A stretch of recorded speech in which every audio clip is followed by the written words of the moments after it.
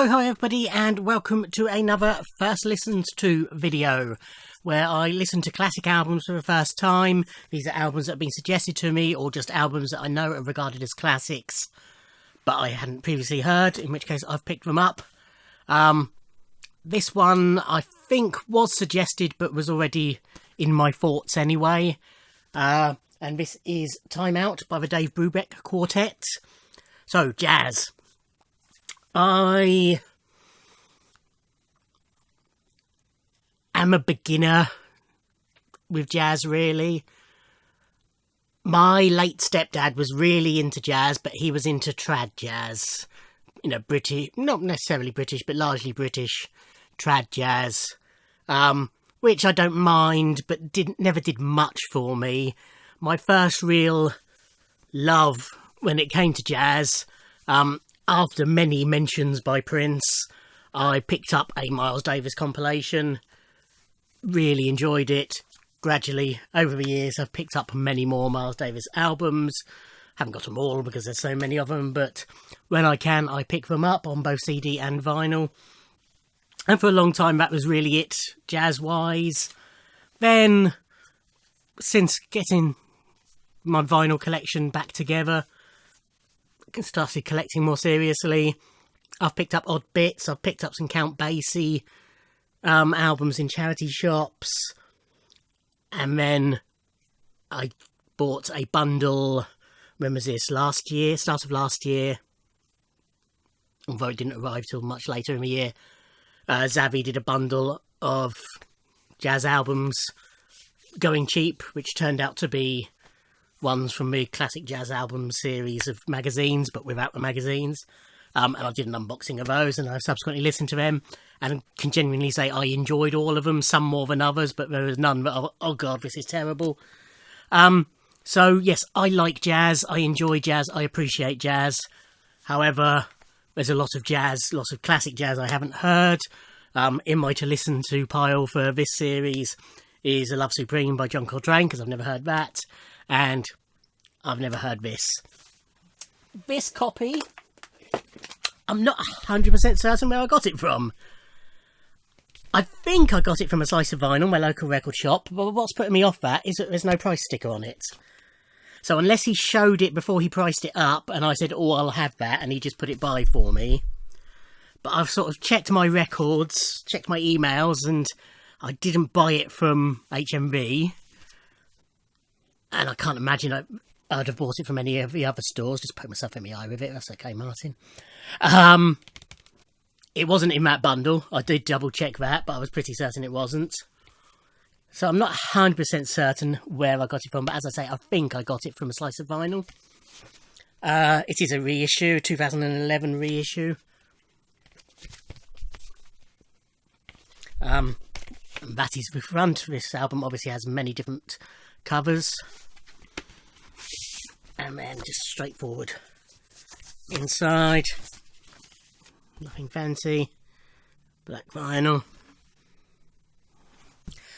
I know Take 5. I can't believe there's many people who don't know Take 5. Certainly anybody whose interests lie outside of just straight pop music must have heard it, surely.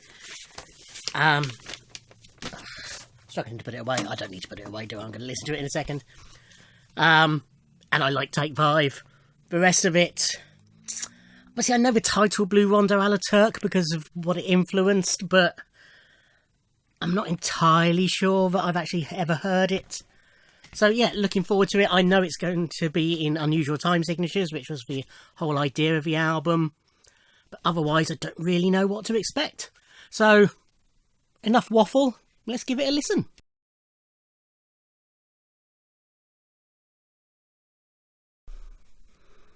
Okay, so what did I think of that? I really enjoyed the album. It is a really, really good jazz album. I have not got much to say about it, however.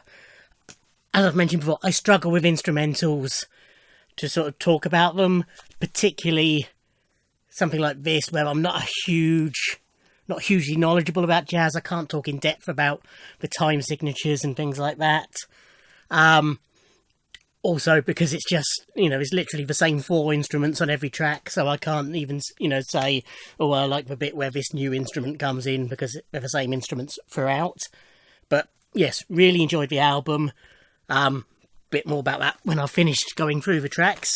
So first up was Blue Wander a la Turk, and no, I've definitely never heard that. It's a fast piano-led opening. It sort of gave me images of a busy, bustling street. Almost what's the trolley song? That sort of rhythm and feel to it. The clang, clang, clang with the hammer. The old Judy Garland track.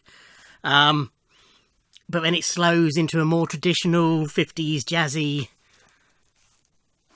section. It starts sort of switching between the two, and then the faster bit drops out and we get a lot lengthy, as I say, more traditional jazzy section. And then after a while it starts cutting back in again, and then we end with another faster section, which is nice, rounding out of it, nice symmetry to it. But yeah, really enjoyed that track. Track 2 was Strange Meadow, Lark, which sort of gave me a 50s film musical vibe, especially the piano opening to it. Then eventually the rest of the band comes in and it just swings along nicely. It's not a showy track, but it's a pretty track, and the playing throughout this album is really strong. Then side 1 ends with Take 5, which is the great classic track that certainly the main riff I think most people know. It's got that hypnotic piano backing running throughout the track that just keeps you hooked into the track. And then that amazing sax lead. If I'm being picky, the drum section to it maybe goes on a bit too long. But then that's saved by that sax coming back in and playing the main melody again. And yeah, great track. Side 2 begins with Free to Get Ready. Can't read my own writing. It's got a light, airy hook to it that just floats along, really. More great sax work. Really good piano section to it. Again, really strong track, but nothing really I can talk about, if you see what I mean. Track 5 is Kathy's Waltz, and I went into this with expectations because I love songs in waltz time. And then it started and it wasn't in waltz time. I thought, I was really disappointed. And then eventually it does go into the waltz, and it's beautiful. The actual waltz section. It's the stuff really in waltz time is few and far between, but it's dotted about the track, and when it comes in it's just lovely. The rest of it's really good as well, but no, it's those, for me anyway, it's those waltz sections that just mwah for me. Track 6 is Everybody's Jumping, and I was expecting by the title it to be a fast, upbeat, dancey track, and there's a couple of bits where it speeds up, and I thought it was going into that, but then it slowed down again. It was a good track and I did like it. Overall, sorry if this is shaking ever so slightly, Willow's just sharpening her claws on my chair and it's against the chair that this is clipped onto. I was expecting it to be a bit more upbeat, so I was slightly disappointed, but I liked it, if you see what I mean. If it had any other title, I would have just liked the track. And then the final track is Pick Up Sticks, and I've very little to write about this. Nice hypnotic bass line to it. Nice piano solo. Decent, strong enough track, like the way it faded at the end. While I haven't sort of hugely sung its praises, I did really enjoy this album. I'd put it up there with... it's not Kind of Blue good, but it's probably... Sketches of Spain, Porgy and Bess good for me. Miles ahead. Probably miles ahead good, actually. Probably not quite as good as Porgy and Sketches, but as good as miles ahead is where I'd probably put it in my heart. It's definitely going to become a Sunday morning record for me when I'm in that, mellow mood and I just want a nice bit of background. It will definitely go in there. I thought it would be a bit more radical than it was. from what I'd heard and read about, you know, overplaying with the time signatures, but I didn't really spot much of that. But yeah, as I say, I did really enjoy the album, and it is definitely one that I will be listening to regularly. Okay, so that's my first listen to Time Out, which I keep wanting to call Take 5. I need suggestions. Stick them in the comments below. Message me on Twitter, Instagram, or email me. All the links are down below. Albums that are on classic albums lists that you think I really need to listen to. If I've already listened to them, so be it. But if I haven't, I'll add them to the list. And they will become a video once I eventually buy them. That's it. Thank you for watching. Like, comment and subscribe. And I'll see you in another video. Thanks. Bye.